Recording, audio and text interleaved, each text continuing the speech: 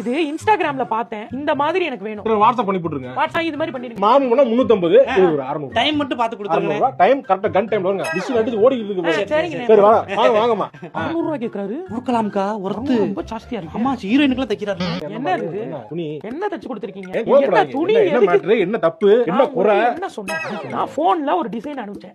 அதே மாதிரி தச்சுட்டாங்கன்னு சொன்னேன். இப்படி பண்ணா என்ன அர்த்தம்? இந்த லட்சணத்துல ஒரு சினிமாவுல பண்ணாரு, நயன்தாராவுக்கு தச்சாரு, அன்சிகாவுக்கு தச்சாரு, அதை விட்டீங்க.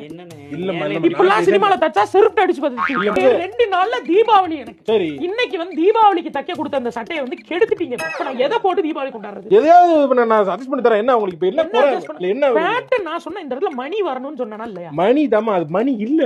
அதான் இல்ல. நான் இப்ப விட்டு எனக்கு போன் பண்ணி இருக்கணும். நீங்க மணி இல்லமா?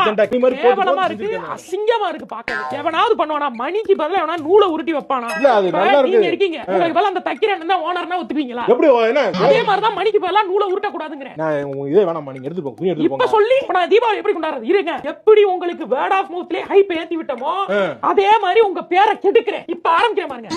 என்னடி தைக்கிறான் அவன்? இவன் ஜாக்கெட் தைக்க சொன்னா பாவாடை தைக்கிறான்.